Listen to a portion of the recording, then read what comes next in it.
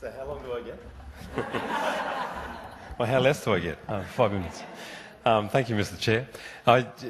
Before I start, I just want to acknowledge the traditional custodians of country, Turrbal people, and just to acknowledge and thank the organisers for the forum and giving us the opportunity to share what we've been doing over the last few months, and of course the funding bodies for all this. My presentation is there. Okay, the project that we're working on, clinical training placement innovation, it's looking at medical training places in community control, Aboriginal Islander community control health services. So that's been the key focus of our project. I just also want to acknowledge and thank other contributors to the project too. Leone Malamu, who's sitting back there. I won't get her to stand up, but actually, no, hey, yeah. Just put your hand up. But if there's any questions from this, we can catch up afterwards. Please direct anything to Leone also. But also, Associate Professor Sarah Larkin, also with our school, has also provided tremendous support to the project also. Just quickly, my role, I'm one of the lecturers at the school, one of the academic staff at the School of Medicine at JCU, but also I wear a couple of other hats, but one in particular in relation to this project is as chair of the Community Control Health Service in Townsville. And you know, by undertaking this project, you know, it really, you know, I see this from two perspectives, and really keen to make sure that we have something like this, you know, rolled out, a model. At this stage, it's a working model, but we're working towards, you know, a model for more sustainable placements in community control health services. Just I want to acknowledge the services that we've been working with.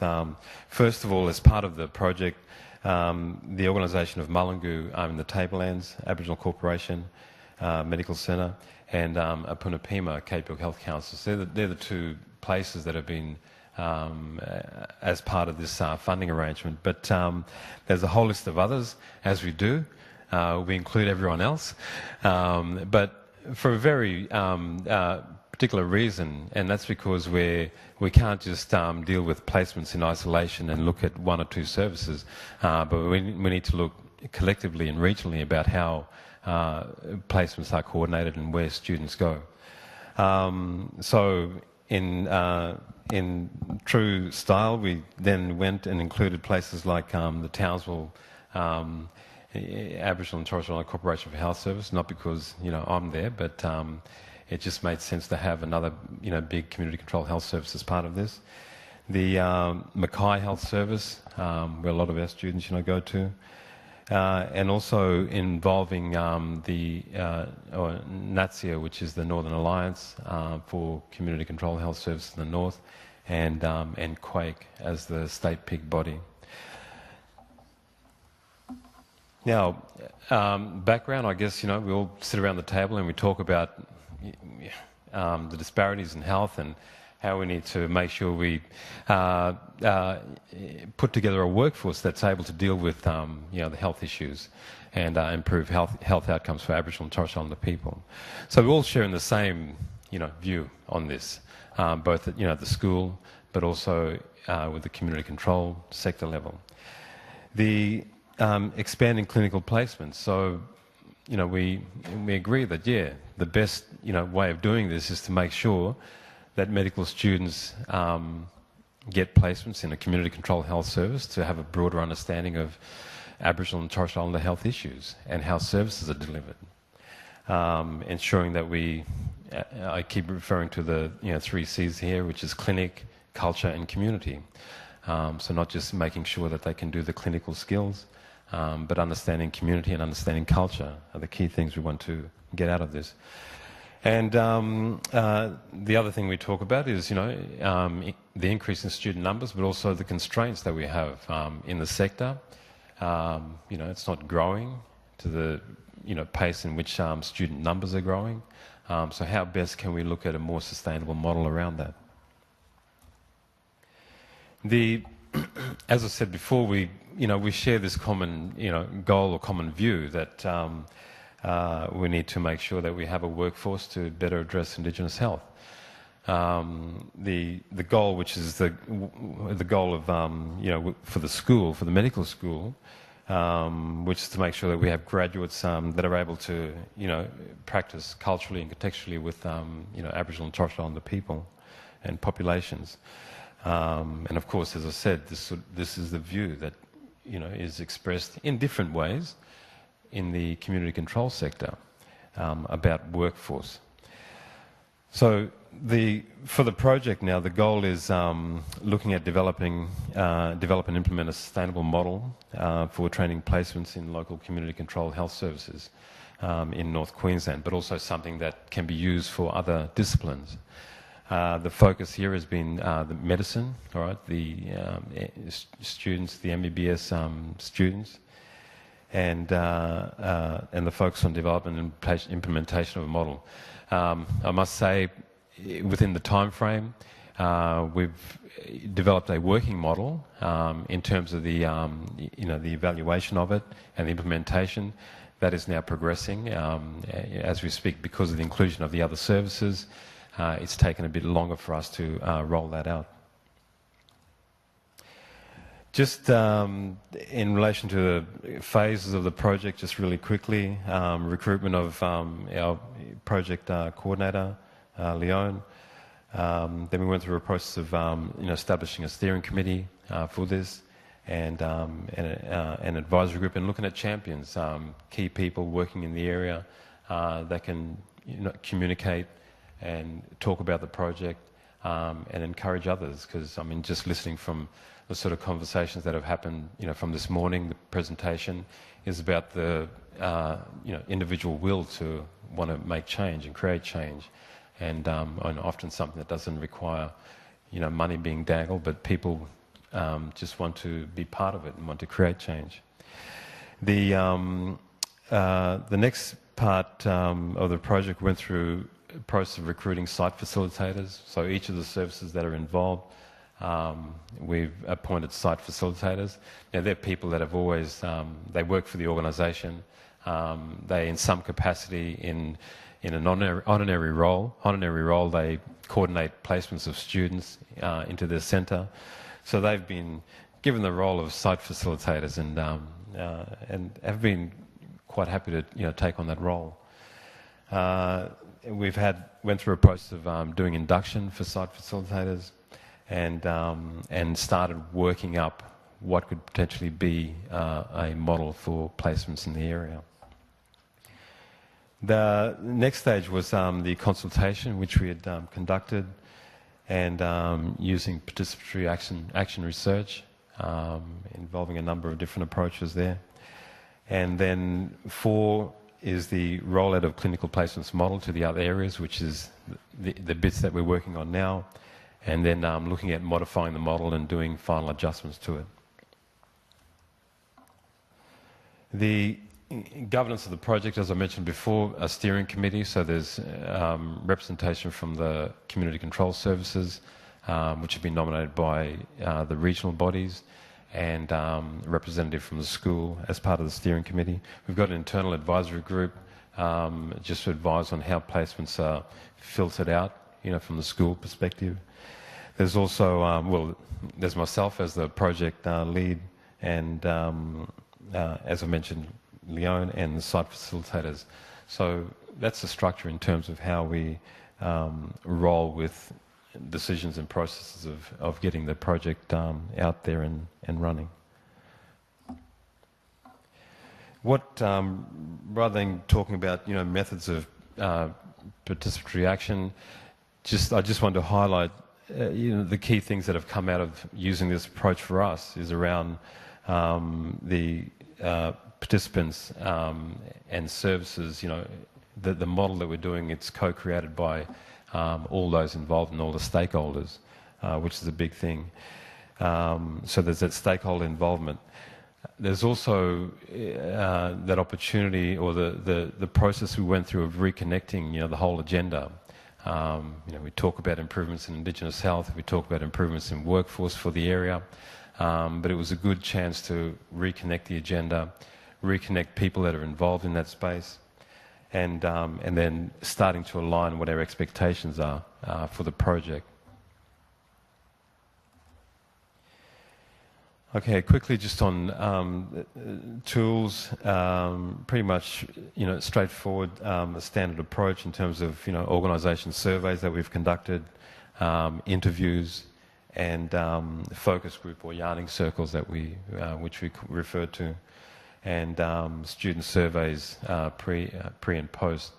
We've done some student surveys pre. Responses have been a bit low, but once again, it's a time of the year and when placements happen, but hopefully we can get some more responses around that. So going on to the responses, the Aboriginal Islander Community Control Health Service staff survey completed. We had 57 responses to that, which was good. And once again, that was coordinated through our site facilitators there. The focus groups we conducted 4 to date, and a total of 44 staff from the services were engaged in the focus groups that we ran, and that was in places, as I've listed there, Mullingu, Mossman Gorge, Woodchopper and Midden Clinic, which is part of Woodchopper. The yarning circle, we had an opportunity to talk to some students, that were up there in Atherton on their placements, and getting some feedback from them. And then, of course, the student survey, which we're still needing to ramp up and get further responses back. The activities to date, we've done the workshops in designing the model, looking at the model development, which is the period that we're going through now, implementation, which we've started implementing components of the model, and which I'll just mention a bit more later on, and the evaluation, which will continue November and through to early next year, and of course providing a report by December, which is one of the requirements under our funding arrangements. So there'll be an interim report from the initial developments around the working model, which will be provided, and what we've identified, and how we look to progressing that further. And additional site testing of that model in other areas. Okay.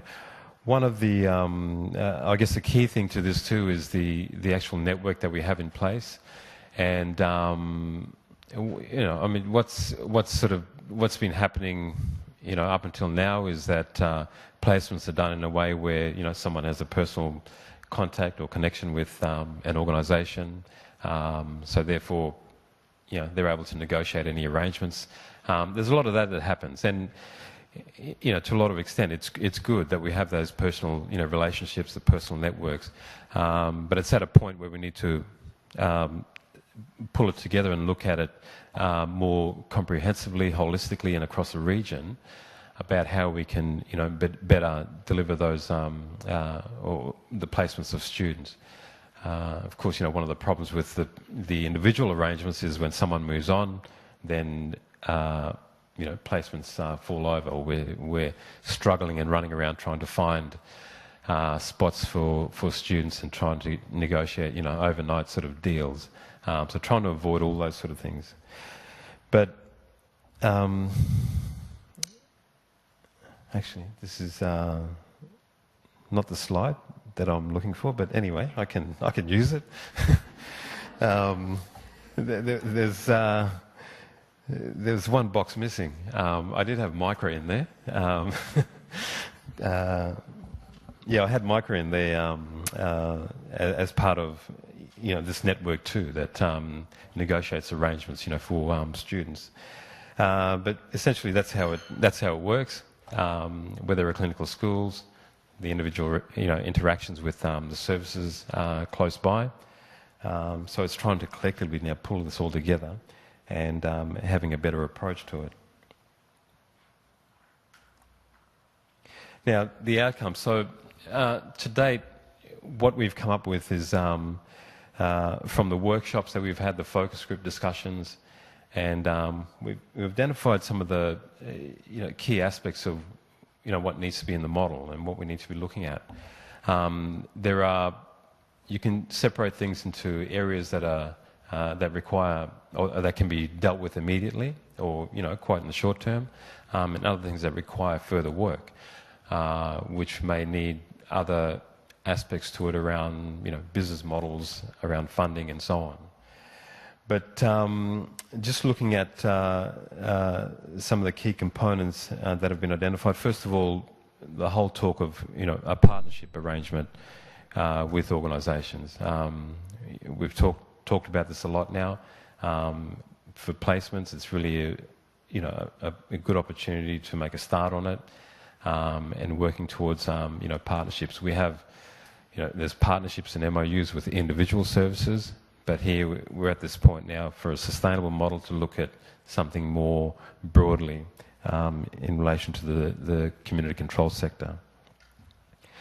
The resources and space is another thing that often comes up, and services that struggle with. We take students, but we don't know, don't have a desk for them. Where can we put them?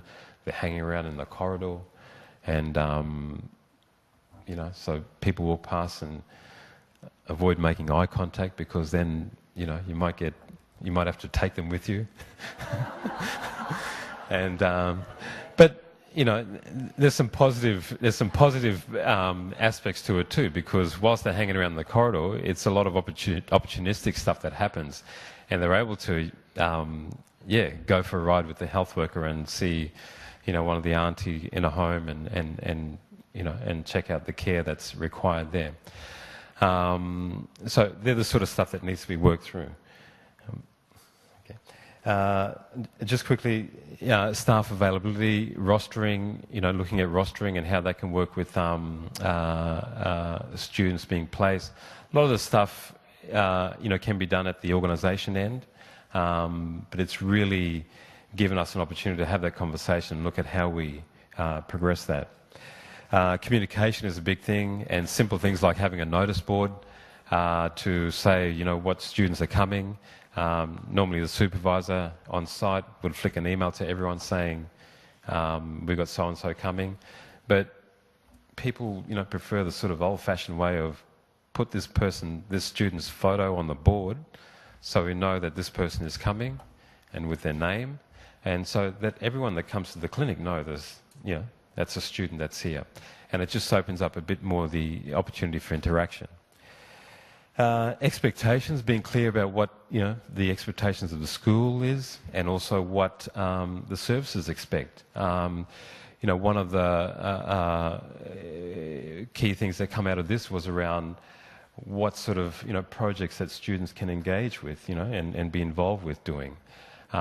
So a strategy around that was making projects available, where we can make available on our website about the sort of projects that student can engage in. So if someone is interested in going to a place, then they can see what sort of projects are happening there, and if it's particular interest of theirs, then they can put their hand up and start doing some background work towards that. So it's meeting everyone's expectations around this. Looking at orientation, what can be done at the school level, but also rather than the health worker or the manager of the clinic having to repeat themselves every week when the new student comes along, is how we can centralise that, and cut the process and speed the process up a bit more. Okay, I'm going to have to get off. So we're testing the key components that we've identified, but also in considering what are the business models that needs to be built in around this too. Looking at a regional approach, and this is important because from the community control sector, there's a regional approach of services, working collectively. So we need to work. We need to be mindful of that and work, with that, and to continue the evaluation and progress, communication around the project. Okay, Thank you.